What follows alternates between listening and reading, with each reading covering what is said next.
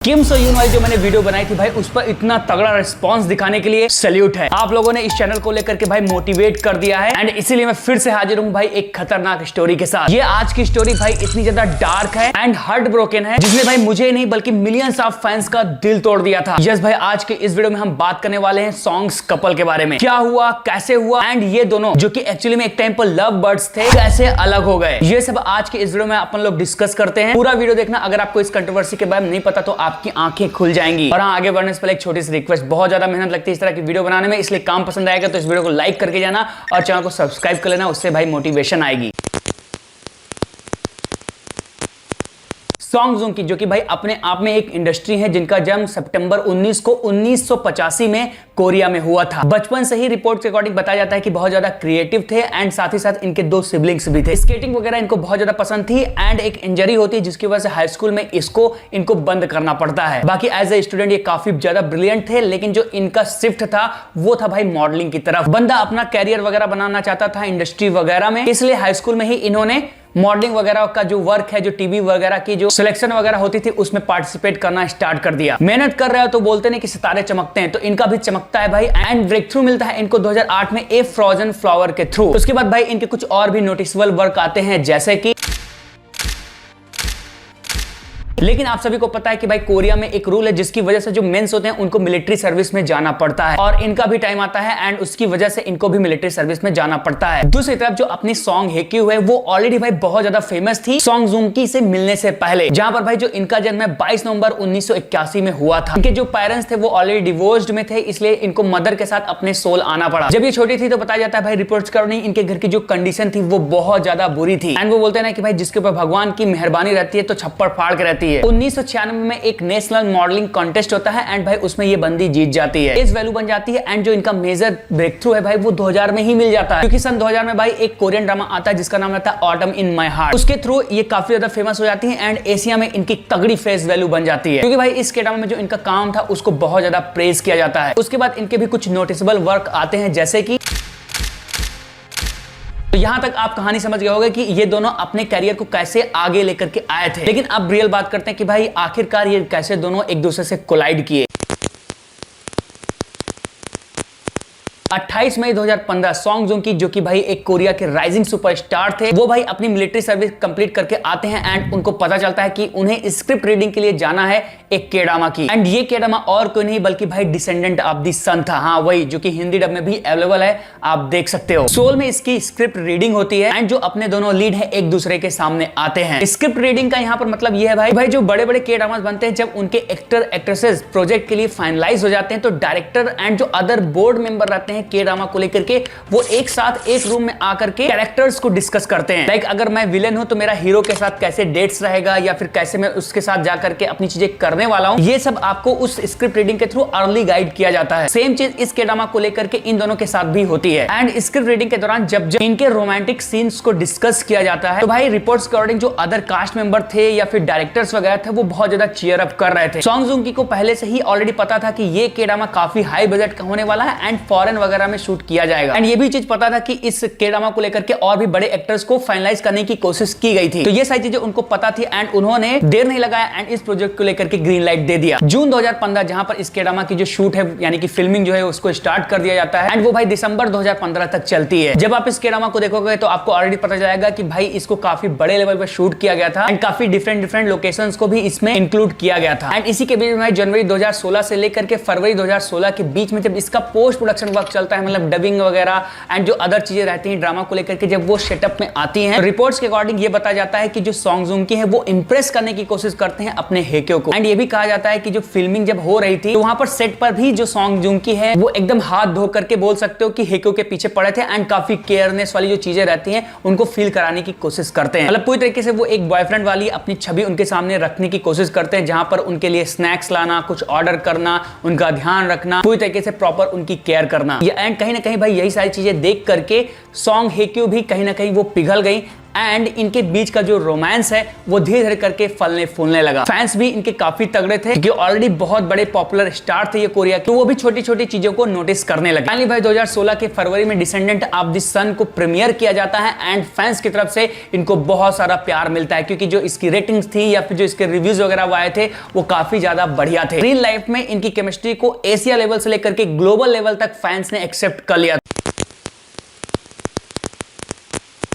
कहानी में आगे बढ़ने से पहले मैं आपको एक इंटरेस्टिंग चीज इस के-ड्रामा से रिलेटेड और बता देता हूं। जनरली क्या होता है ना भाई, जब रोमांटिक कोई के-ड्रामा आता है तो उसमें 8 से 10 एपिसोड मेकर्स ले लेते हैं अपने फर्स्ट किस को दिखाने, मतलब अपने लीड के बीच में फर्स्ट किस दिखाने के लिए। लेकिन इस के-ड्रामा के साथ जो चीजें गई थी वो थोड़ा डिफरेंट ट्विस्ट के साथ गई थी। जब आप सीरीज को देखोगे तो 4th एपिसोड में एक बोतल का सीन आता है, मैं स्पॉइल नहीं करूंगा, बट उसी सीन के दौरान यहाँ पर इन लोगों का भाई शुरू हो गया था। खैर जो ये के-ड्रामा आता है भाई पूरी तरीके से स्पॉटलाइट बन जाता है एंड काफी ज्यादा हिट हो जाता है एंड फैंस ऑलरेडी ही इनके छोटी छोटी चीजों को नोटिस कर रहे थे एंड इसी के बीच में जो अपने सॉन्ग्स रहते हैं वो भाई स्पॉट कर लिए जाते हैं न्यूयॉर्क में बाय सम फैंस एंड वहीं से भाई जो इनके लव वर्ड्स की जर्नी होती है वो स्टार्ट होती है। इवन दो जो इनकी एजेंसीज थी उन्होंने इस चीज को डिनाई किया था, बट 3 जून 2016 को भाई एक इवेंट होता है एंड उस इवेंट में रिपोर्ट्स के अकॉर्डिंग भाई ये दोनों हाथ में हाथ डाल करके डिसेंडेंट ऑफ द सन के लिए बेस्ट एक्टर एंड एक्ट्रेसेस का अवार्ड लेने जाते हैं एंड इसके बाद भाई जो जुलाई का मंथ आता है वहां पर इस चीज को कंफर्म कर दिया जाता है कि ये दो के दोनों एक दूसरे को डेट कर रहे हैं। जैसे ही दोनों की तरफ की एजेंसी इस चीज को भाई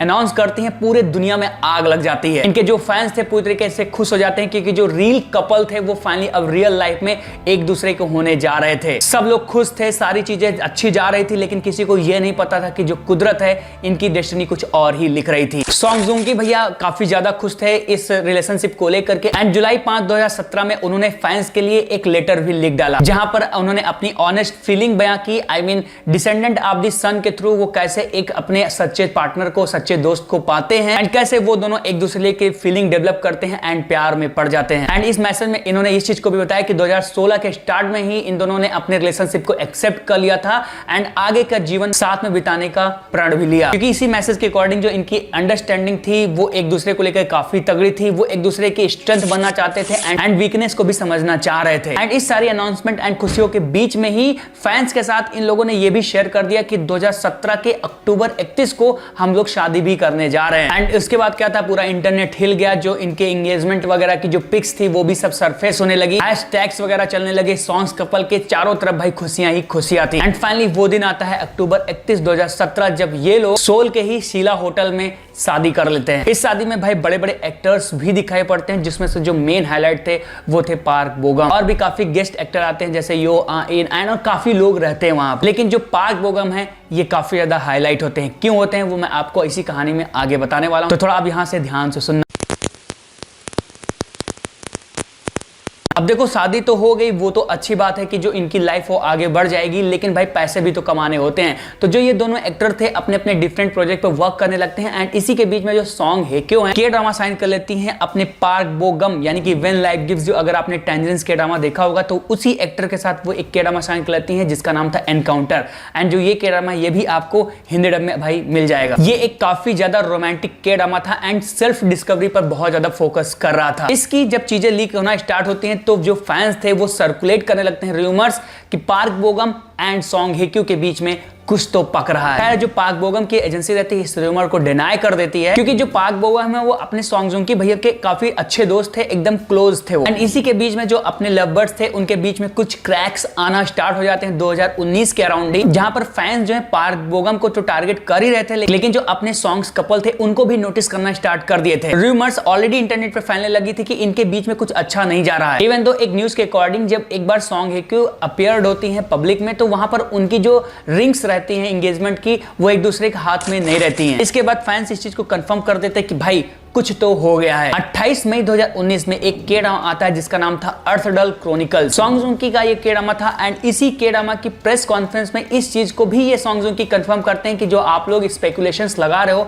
रूमर्स जो चल रहे हैं कि हम लोग अलग हो गए हैं, एक्चुअली में ऐसा कुछ भी नहीं है, बल्कि कंधे से कंधा मिला करके सॉन्ग हेक्यो ने उनको सपोर्ट दिखाया है। एंड इस के-ड्रामा को जब वो साइन कर रहे थे तो उसमें भी उन्होंने अपनी वाइफ की सहमति ली थी। मतलब इंटरनेट पे जो रूमर्स फैले हुए थे फैंस के बीच में उनको स्टॉप करने की कोशिश की अपने सॉन्गों की भैया ने, लेकिन वो बोलते हैं ना कि जब आग लग जाती है तो भाई आप उसको कितना भी बुझा लो सुलगती रहती है चीजें।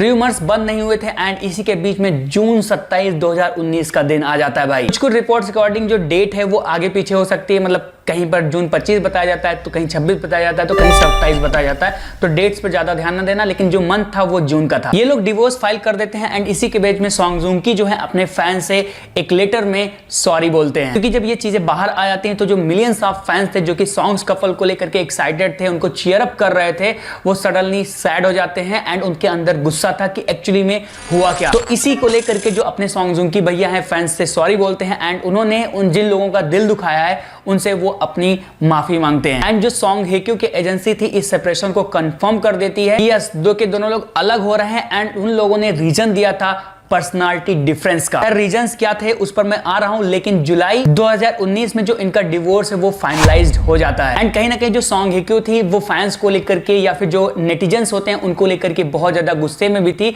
तो उसको लेकर के वो एक कंप्लेन भी फाइल कर देती हैं। मतलब वो उनका कहना ये रहता है कि भाई मेरा पर्सनल मैटर है, हमारा पर्सनल मैटर है, आप लोग उंगली मत करो। क्योंकि जब सेपरेशन हुआ था तो इंटरनेट पे बहुत सारे रूमर्स फैलने लगे थे, बहुत सारे स्पेकुलेशंस लगाने लगे थे फैंस कि एक्चुअली में इन दोनों के बीच में हुआ क्या। तो यहां तक की जो कहानी थी आप समझ गए कि भाई वो कैसे मिले, कैसे उन लोगों ने ड्रामा साइन किया, कैसे उनको प्यार हुआ एंड कैसे उनकी चीजें आगे गई एंड कैसे कैसे करके उनके लाइफ में क्रैक्स आना शुरू हुए।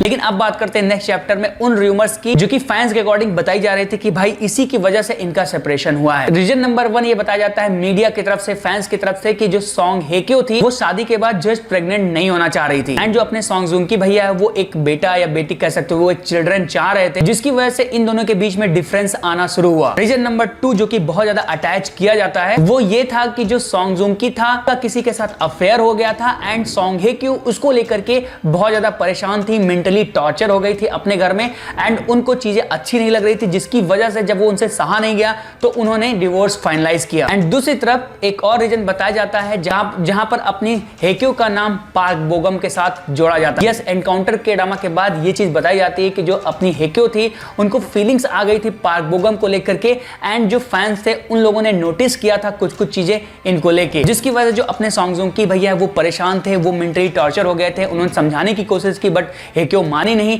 एंड अनफॉर्चुनेट उन्होंने आकर के डिवोर्स फाइनलाइज कर दिया। ये कुछ मेजर रीजन है जो कि बताए जाते हैं जिसकी वजह से इन लोगों ने एक दूसरे से अलग रहने का फैसला लिया। अब इसके पीछे का जो काला सच है वो तो नहीं पता कि क्या था, क्योंकि कभी इन लोगों ने खुल करके उस पर भाई बात ही नहीं किया कि रियल ट्रुथ क्या था इनकी शादी को लेकर के। करंटली जो अपनी एक्ट्रेस है उसकी एक मूवी आ चुकी है जो कि काफी अच्छी परफॉर्म की थी, जिसका नाम था डार्क नन। एंड उन्होंने इस सेपरेशन के बाद एक ही चीज डिसाइड किया था कि वो अपना जो कैरियर है उस पर ध्यान देंगी। मतलब वो किसी के साथ अब रिलेशनशिप में नहीं आना चाहती, शादी भी शायद आगे जाकर के अगर करना होगा तो फ्यूचर वी डोंट नो, लेकिन अभी वो शादी में बिल्कुल भी इंटरेस्टेड नहीं। दूसरी तरफ जो सॉन्ग की भैया उन्होंने ऑलरेडी शादी कर लिया है एंड उनके करंटली बच्चे वगैरह भी हैं एंड साथ ही साथ वो अपने कैरियर पर भी फोकस कर रहे हैं। माई यूथ नाम का जो ड्रामा है उनका इसी साल हो सकता है कि जब आप वीडियो देख रहे होगे तो उसके 1-2 मंथ बाद ही रिलीज हो जाए। तो इस तरह से जो ये करंटली लवर्स थे भाई अपने अपने राह पर निकल चुके हैं अपनी अपनी चीजों की खोज में। ये जो स्टोरी थी बहुत ज्यादा हार्ट ब्रेकिंग थी एंड जो फैंस इनके साथ अटैच थे उन फैंस के, उन करोड़ों फैंस का भाई इस स्टोरी ने दिल तोड़ दिया था। मैंने कोशिश की अपने स्टाइल में सारी चीजों को आपको समझाने की। उम्मीद करता हूं कि शुरू से लेकर के अंत तक पूरी कहानी आपको समझ में आ गई होगी कि एक्चुअली में इनके साथ हुआ क्या। वो बोलते हैं ना कि भाई प्यार स्टार्ट में बहुत ज्यादा अच्छा लगता है लेकिन प्यार को निभाना सबके बस की बात नहीं होती। टाइम था जब सॉन्ग जूंग को हेक्यू पसंद आई थी एंड वो उसके लिए सब कुछ करने के लिए रेडी थे एंड एक टाइम ये है कि आज ये दोनों लव बर्ड्स एक दूसरे से अलग है। मैं आपके ऊपर ये छोड़ देता हूं कि कौन गलत है कौन सही, आप कमेंट बॉक्स में लिख करके बताना। उम्मीद करता हूं कि ये कहानी सुन करके आपको मजा आया होगा। बहुत ज्यादा मेहनत लग गई है इस वीडियो को बनाने में एंड अगर आप इस वीडियो को सपोर्ट दिखाओगे तो मैं ऐसी और भी कहानियां आपके लिए लेकर के आऊंगा। अगर आप इंटरेस्टेड हो गए कमेंट बॉक्स में लिख करके जरूर बता देना। लेकिन अभी के लिए बस इतना ही, फिर से मिलता हूं नए वीडियो में। Till then bye.